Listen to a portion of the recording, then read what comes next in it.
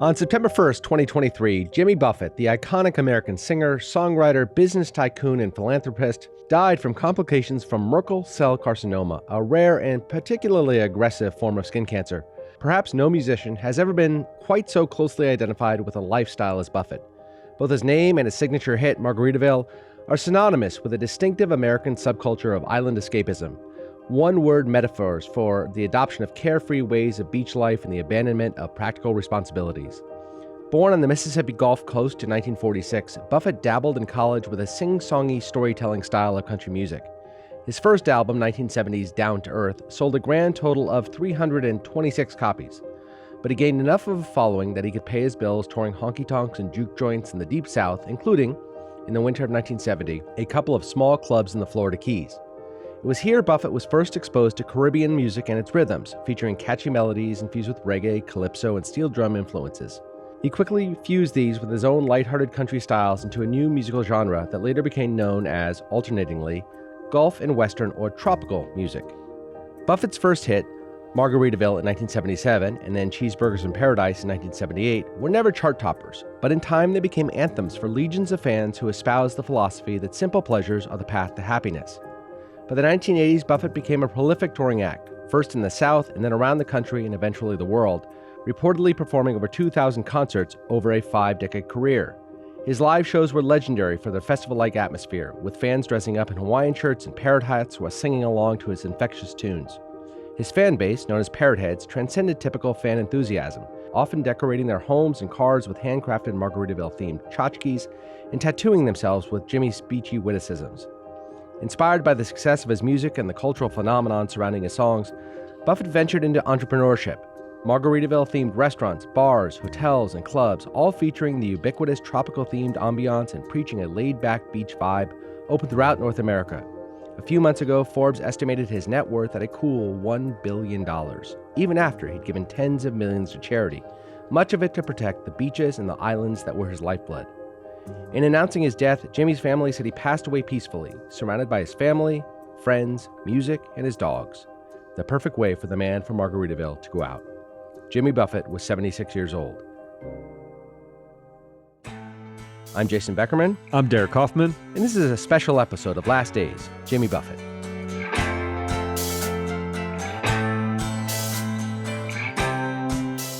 Buffett was more than just a talented and important musician. He was a brand, Jason. Look, we'll start with his musical legacy because that's where you have to begin with Jimmy Buffett, and it's unassailable. He's just, as you pointed out, the most important purveyor of a brand of music known as trop rock or tropical rock, which you said, known for those tropical rhythms. Everyone knows what Jimmy Buffett sounds like. We don't really need to explain Jimmy Buffett, but when you hear those calypso instruments, the steel drums, the keyboards, and you think you're just like whiling away on a beach with a Corona in your hand, that's a Jimmy Buffett song. Buffett himself called his music drunken Caribbean rock and roll and was keyed in on what made the music special and appealing to generations of fans enjoying a cooler full of beers while spending the day baking in the sun on a catamaran in the open water. He said, I think it's really a part of the human condition that you've got to have some fun. You've got to get away from whatever you do to make a living or other parts of life that stress you out. I try to make it at least 50-50 fun to work, and so far it's worked out. He worked consistently in the 70s, as you pointed out, with his backing band, the Coral Reefer Band, even serving as the opening act for the Eagles at the peak of their success in 1975. But as you pointed out, the breakthrough hit of Margaritaville on his seminal album, Changes in Latitudes, Changes in Attitudes, also another hit song of his, launched him into the mainstream. He claims he wrote that song, Jason, in 6 minutes. And what a phenomenon it has become because... By the way, for all accounts, that's untrue. Right. God bless Jimmy Buffett, but Maybe from all apocryphal. accounts, it was almost commissioned. Somebody asked him to write a song, and then he wrote it, and then it was. I mean, maybe he wrote the initial draft in 6 minutes, but it went on and on. It was many iterations later. Listen, print the but legend. I love Jimmy Buffett. Just I can see him behind the microphone, probably high because he was a lot at that time, just saying, "Yeah, it took me about 6 minutes." Yeah, your band's called the Coral Reefer Band. He was telling you what his brand was very early on. It's interesting because that song is so huge. It has a whole life of its own. As you noted, there's restaurants and so forth.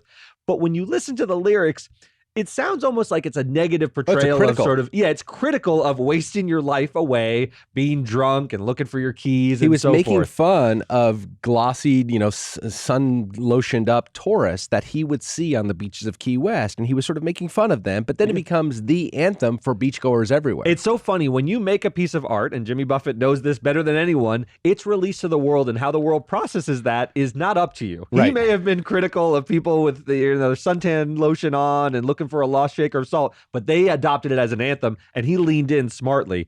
He followed that up by the time he sort of knew his brand with Cheeseburger in Paradise, which is off his Son of a Sailor album, with classic album in trop rock genre, and that actually cracked the top 40 on the Billboard Hot 100.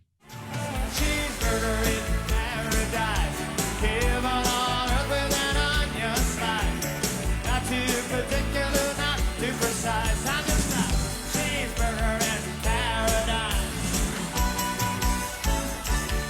So I wanted to play a snippet of that because when you play Margaritaville, and we talked about its history where he's a little bit critical, by the time you get to Cheeseburger in Paradise a year later, he knows who he is. He's writing a song about eating a cheeseburger on vacation. That's what the song is, and it's uplifting. It's very positive. And so he figured out what was resonating, and he moved towards that. Even later in his career, he duetted with Alan Jackson famously on a song called It's 5 O'Clock Somewhere, which if you're a guy who's Jimmy Buffett and your whole brand is escapism, of course you got to have a song named It's 5 O'Clock Somewhere. One of the things I didn't know about him, I knew well that he was a prolific tourer and he played everywhere. Even he knew he was very sick. He was dying towards the end. He was playing 30 to 50 shows a year at his sickest. Before that, it was up to 200 shows in a year. Knew that about him. What I didn't know was how many albums he had. So he had many. 30 albums that he had produced. We're talking hundreds and hundreds of songs. Remarkable for a guy. I mean, obviously he was really well known for 2 or 3 of those songs. But Guy was one of the most prolific artists in history. You know who you think of? I mean, he is one of those guys who maybe wasn't on the top of the Billboard charts, but he has 30 albums, as you said. 8 are certified gold. That's 500,000 in sales. 9 are certified platinum or multi-platinum. That's $1 million plus in sales.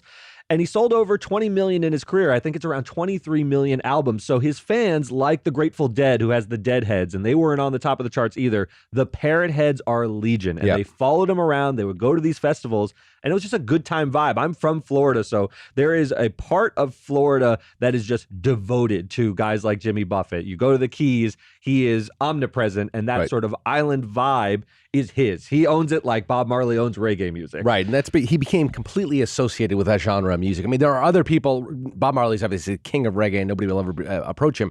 But there are other artists that are engaged in that kind of music. You name any other trop rockers? Can't name another trop rocker. and I don't want to say that Jimmy Buffett never sort of influenced other artists, because Kenny Chesney, Zach Brown, there's some country artists that incorporate some of those vibes into their catalog, but he is singular. And, you know, you can hear songs whenever they're mentioned, sort of boozing, kicking back. That is Jimmy Buffett's brand. Right. So, famous story that you're a New York guy, New York sports fan, I should say. Big New York sports fan. Famously got kicked out of a New York Knicks game. He was, I guess, here's this guy, everybody views as the laid back guy, but he ends up going to a Knicks game and he lays in to the referee, gets kicked out of the arena. It was a legendary story. I totally forgotten about it. It's incredible. I remember it very well because those Knicks Heat series were big series. This was in 2001, and he was laying into the ref, and he gets tossed because the ref didn't recognize him, even though he always looked like Jimmy Buffett. He would have like a Hawaiian type shirt on, so he was very identifiable for Floridians. And Pat Riley, of all people, who was then the coach of the Heat, had left the Knicks, tried to clue in the ref like, hey man, that's Jimmy Buffett you're kicking out of the stadium. It didn't work. And actually Pat got yelled at by the referee, like, I don't care who it is, he can't talk to me that way. Became this sort of outsized moment. We have Jack Nicholson here as a Lakers fan. Jimmy Buffett was that to the Miami Heat for a period of time. So really famously, I mean, Buffett got into every aspect of media, right? Not just a singer-songwriter, but he was also a writer of books. He placed 3 books on the New York Times bestsellers list. Tales from Margaritaville, which is sort of his big one that everybody knows about. Again, capitalizing on the brand that he had created. Where is Joe Merchant is the second one. And no surprise, his 1998 memoir, A Pirate Looks at 50, shot straight to number 1 on the bestseller list, making it one of a handful of authors to reach the top spot in both fiction and nonfiction. Pretty incredible. It's incredible. And, his songs have been featured in movies. So he wasn't just a guy who was out there touring and only had his own fans. He constantly wanted to branch out. And you can hear his music in some classics. Jeff Spicoli's theme music in Fast Times at Ridgemont High, That is a Jimmy Buffett song. Well, Jeff Spicoli, to those of you who are familiar with the movie, he's a parrot head. He embodies parrot headism, right? This idea that life is meant to be enjoyed and working is the antithesis to enjoyment. So you only work when you have to, and the rest of life is meant to be spent in leisure activities. It's exactly right. Get pizza delivered in your high school class. His songs are featured in John Travolta's Urban Cowboy, and he even popped up in cameos from movies like Repo Man to Hook, the movie about Peter Pan, the Steven Spielberg movie, and even in 2015's Jurassic World, where as the park is running amok, there's a famous scene of Jimmy Buffett holding 2 margaritas as the park is going into chaos. And it's just another indication of how much he was comfortable with his image and his brand, and he ran with it. But the other thing that was interesting, and the only thing I ever saw that Jimmy Buffett took some heat for, is that he preached this life, this anti-work life, but at the same time, he was a calculating businessman. Yeah. He got some criticism for how calculating he was from people who felt they were on the wrong end of deals with him. And he made no apologies for being wealthy. And he came out with very pointed statements about, I make no excuses for being rich. I have worked really hard to accomplish it. So there was a bit of the artist is over here, but Jimmy Buffett is over here. And Jimmy Buffett is a businessman. Now, he gave well of himself to charities. There were some reports it was 9 figures in charities, but at least high in the 8 figures in charities over the years, mostly to protect sort of ocean life and wildlife and things like that. But there was always this little tension between the musical performer and the businessman. Without question, look, you don't become a tycoon who is estimated to be worth $1 billion by not being pretty savvy. And most of the things he touched, his fans were along for the ride, so he would bring them with him. So you're right, there was this a bit of discontent among certain segments, but his fans rode with him. He touched Broadway. He released Escape to Margaritaville in 2017, 2018. Not really one of his biggest successes, but he then pivoted away. And this is where I want to get into what Jimmy Buffett did towards the end of his life that is maybe his most indelible imprint is, he licensed that term, Margaritaville, to everything. There's a series of chain restaurants, there's casinos, there's cruises, there's packaged food, there's beverages, all sorts of stuff, home goods, apparel. And he struck up this relationship with Warren Buffett, who is the ultimate businessman. Obviously, they share the last name, but they had a real friendship dating back to the 80s where Warren would call him Cousin Jimmy and Jimmy Buffett would call him Uncle Warren. Jimmy Buffett owned a bunch of shares of Berkshire Hathaway. So I think he really keyed in on learning how to become a business tycoon. And he started his greatest success came in the form of $1 billion retirement village in Daytona Beach called Latitude Margaritaville. It launched in 2017. It had 3,900 homes. It's sort of the Jimmy Buffett experience for retirees. They go and live there. There's a lot of tiki bars. People wear Hawaiian shirts. It sounds sort of cheesy, but to a certain segment of the population, they love it. They were hugely successful. They then opened one in Hilton Head, South Carolina, Panama City Beach, Florida. I personally, one of my good family friends, live in a Margaritaville. Is that right? Yes, they are retirees of my family best friend, and they love it. They reached out to me when Jimmy Buffett passed away, and they said, would you please do an episode? I said, of course. It's Jimmy Buffett because he meant a lot to his fans. They followed him around. They live in Margaritaville. So there are certain people who adopt this lifestyle wholly and fully, and they just live out their years that way. I wonder if the great artists of today, the most popular, the Beyonce's, Taylor Swift's, if they could accomplish this, they could open. Do you think Swiftville would attack? You got to wonder, does anyone have that stranglehold on their a lifestyle, right? On a lifestyle that you want to commit your entire life to. And I want to touch on quickly his charitable endeavors, which you mentioned. He made those consistent with his brand as well. Like I said, he's so identified with Florida, so a lot of his charitable work was towards hurricane relief. In Haiti, he spent a ton of money taking his private seaplane to deliver supplies and tents after the earthquake. So he really put his money where his mouth was. Yes, he made $1 billion, and that's a lot of money, gobs of money on a laid-back lifestyle brand, but he really was a good person as well. Yeah. So in 2015, Jimmy Buffett, who was, as I said, already an absolute Florida legend, gave the commencement speech at the University of Miami after receiving an honorary doctorate in music. His speech was light and breezy, just what you'd expect from a guy who made his entire career celebrating the virtues of leisure and a good time. He was reflective and witty, as always, and so I thought it only fitting to give Jimmy himself the final word on how he became such a singular and unique presence in entertainment over a 50-plus year career. If you can make your avocation your vocation, your life can be blissful.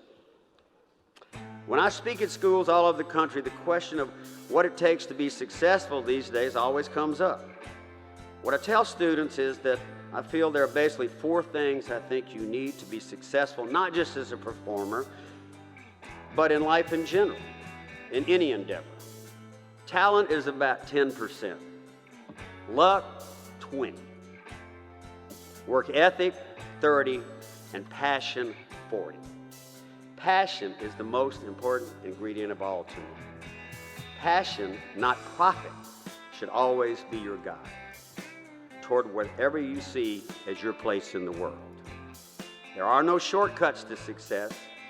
You'll need all of these attributes, but to me, passion is the rudder that steers your quest for success.